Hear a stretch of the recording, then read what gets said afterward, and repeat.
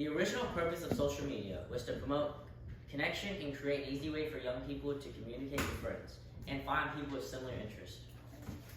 Mark Zuckerberg actually created Facebook with a simple purpose of giving Harvard students a way to connect with one another. Through a Google search, I found that Facebook now has a membership of almost 3 billion people.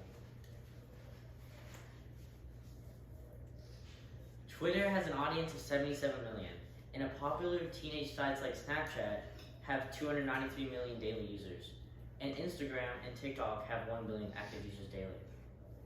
Although Zuckerberg's original concept sounds great, I believe that social media has instead created a platform of problems for young people. In today's presentation, I will present to you 3 areas of concern as it relates to the use of social media by the teenagers.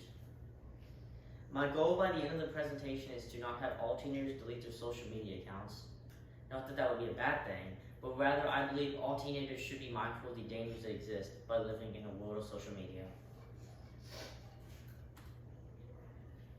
I personally experienced some of the negative feelings and seen some of my friends deal with the issues caused by social media. As I have talked through these feelings with my parents, we have researched some of the negative impacts of social media. I now realize that the negative impacts of social media are everywhere.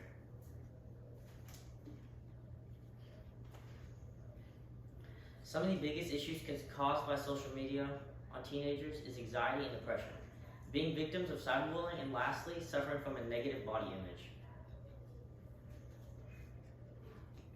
I would like to start with one of the main severe negative consequences of social media. Many studies suggest that the use of social media by teenagers has led to serious cases of anxiety and depression.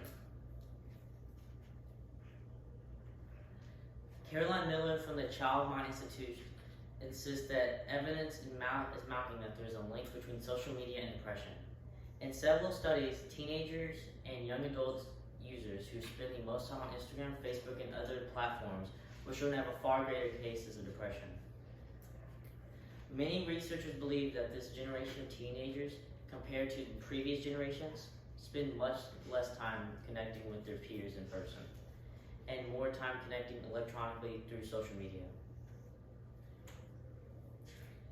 Dr. Alexandra Hamlet stated that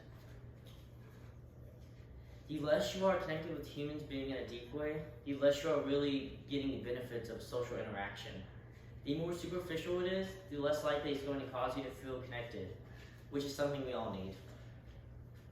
Another issue with social media that is greatly impacting teenagers is FOMO, the fear of missing out.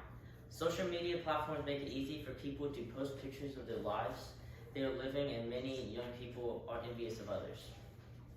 Not only is there envy, but also anxiety of not being included in what others are doing and how they are living. One of the most common contributors to depression in teenagers is not getting enough sleep, which can be caused by social media usage at night.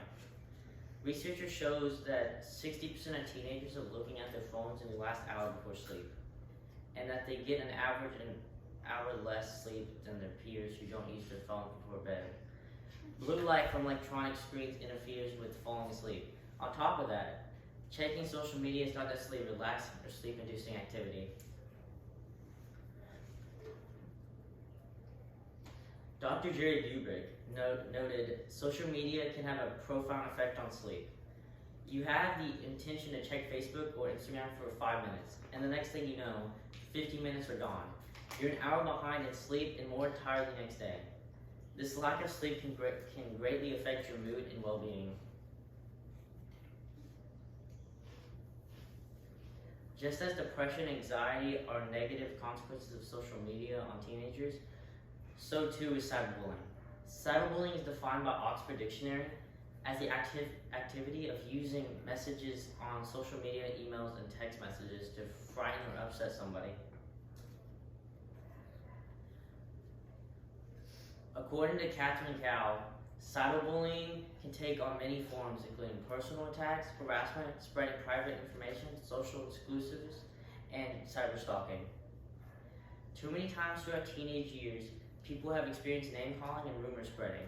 But with the availability and usage of smartphones by young people, and the rise of social media use via those phones, when and how bullying takes place has changed. It is far too easy for someone to say something hateful on social media as opposed to saying it face to face. According to researcher Monica Anderson,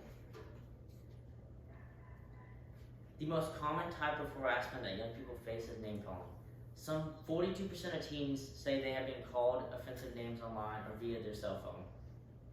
Additionally, about a third of teens say someone has spread false rumors about them on the internet.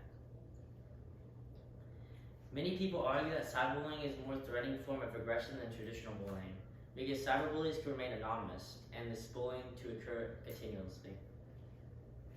Monica Barrett says in an article posted in Forbes magazine, although cyberbullying and traditional bullying share the common feature of being disrespectful, the expression of dominance in cyberbullying is emotional and physiological. As more people, especially young Americans, connect via social media, it has a lot more cyberbullying cases. Not only can social media create opportunities for teenagers to be anxious and depressed as well as being exposed to cyberbullying, many teens suffer from a negative body image due to the time they spend exploring social media sites. Erin Heger defines body images to your perspective of your body's appearance and how it compares to society's standards. A negative body image can cause unrealistic expectations of how your body should look and could lead to unhealthy behaviors like eating disorders. In fact, research has found that the more time you spend on social media, the more likely you are to feel worse about your body.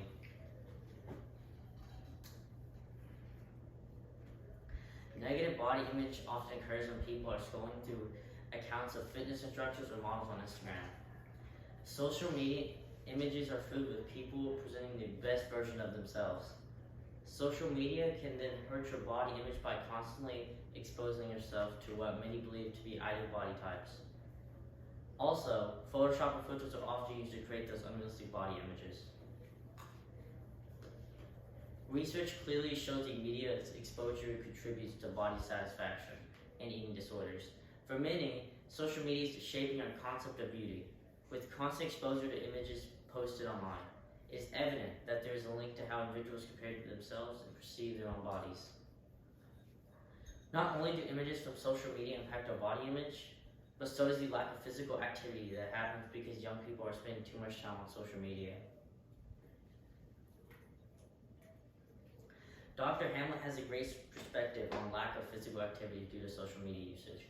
If you're spending a lot of time on your phone, you have less time for activities that can build confidence, a sense of achievement, and connectedness.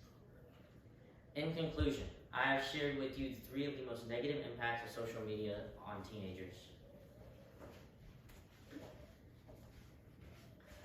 We've discussed how social media can lead to depression and anxiety. We have established that social media creates opportunities for teens to be easily cyberbullied. And lastly, how many teenagers have a horrible body image due to pictures and words they see on social media sites. Although I believe that social media accounts were created with a good intention, I hope I've demonstrated many pitfalls of social media use by teenagers. Thank you.